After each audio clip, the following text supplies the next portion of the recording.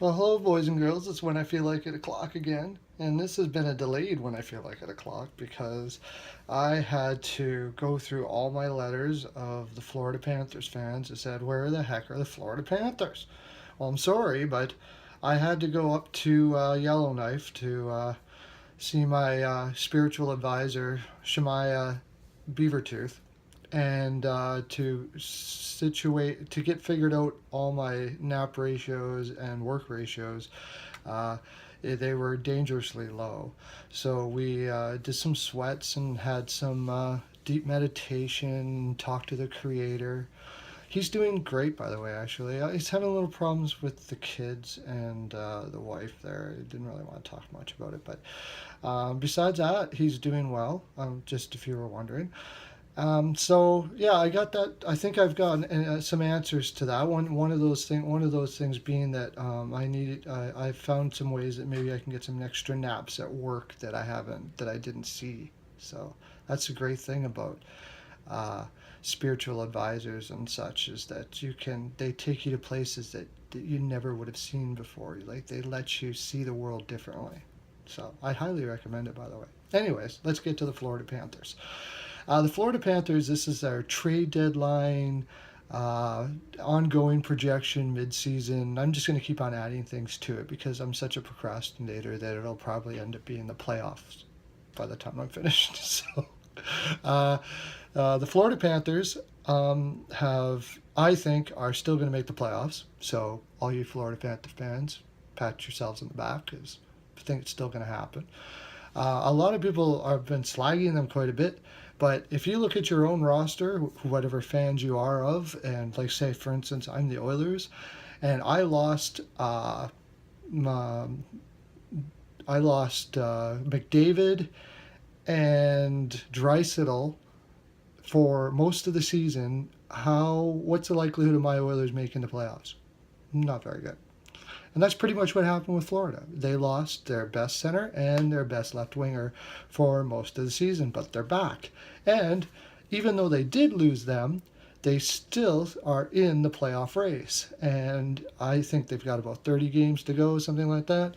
Or no, it's not 30, 20 some odd. I don't know math. I don't know math at all. That's why I'm not an analytics guy. But they have enough time to make it. And I think they certainly will. So what does that mean for the trade deadline for them? I was flipping through their prospects, and they have a couple that look like they have some promise, but I wouldn't say they have anything that really blows your mind as far in center or on defense, or forward or defense. However, they have one sniper. I can't remember his name now. Starts with an M, but he looks like he's going to be really good. And with their development system, probably a lot of these guys will make it. How well they're going to be, I don't know. But I wouldn't be trading draft picks, is what I'm saying.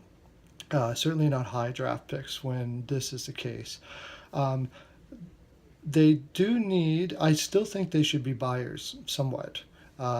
Looking for players that they can maybe get with a third round pick, something like P.A. Parento in New Jersey, or maybe they could get away with Hansen in Vancouver. That's a guy I really would be looking at. Yeah, if you can get Hansen out of Vancouver, would be perfect for your system. It might cost you a second. I'm not big on trading the second, but to get an extra round for you guys in the playoffs, I think it's worth it. And I think it's possible. Um, Certainly in Florida, rounds in playoffs are very important because money isn't flowing all over the place. So, uh, and I would never go first though, for sure. That's pretty much what I would do. What do I think the team is going to do? I think they're going to do something similar to that. They're going to add some depth. Uh, with Florida, they're very analytics driven, as this has been made very aware of. And the good thing about the fact that they did this, actually, it's brought a lot of exposure to your team.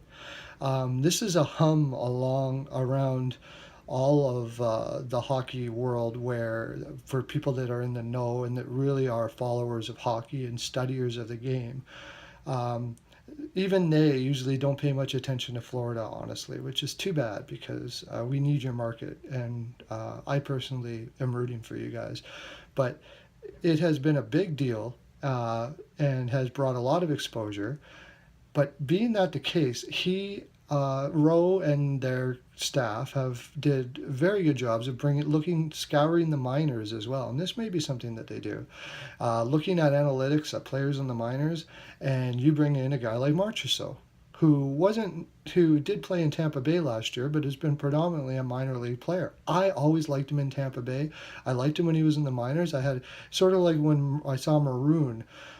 Before Maroon made it to the point where he was considered a top or second line winger, I thought he was, just by eyesight, not through analytics. But they grabbed Marchessault, and then they brought in Scarboza, which I thought was an excellent pickup. I had a hard time understanding why he wasn't getting more ice time in Anaheim. Every time he played a really good possession game.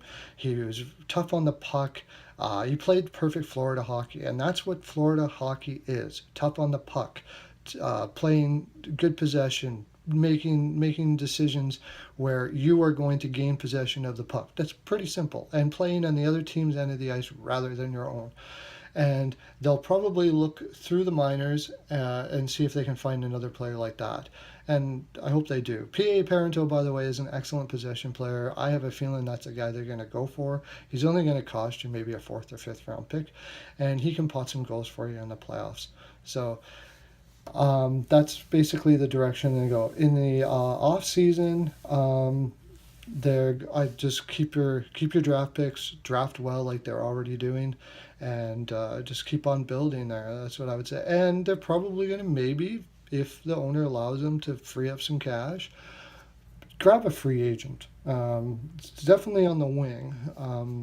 You probably want to look at a free agent on the wing because they don't really have anything coming up right now to play in that area that's ready. So I hope they do, and I see them making the playoffs this year and continuing to do so and getting better. I love the fact that they're going all in on analytics and doing it the right way. I didn't like Gallant getting fired when he did, but if you and the managers if the coach and the manager are not on the same page on certain things, maybe you have to. I can understand what Gallant was saying. You do need some physicality. Oh, and that's another thing. If LA is out of it by that time, there is some players over there that I think would be very good for you. I said it in my last one, so I won't speak too much about it now, but there are some players over there, and I'm sure you watched my last one. I mean, why wouldn't you, right? Yeah, so make sure you put all this down in your journals, and I just gave you my full 42%. I have no more to give. Have a great day. Lots of love to you.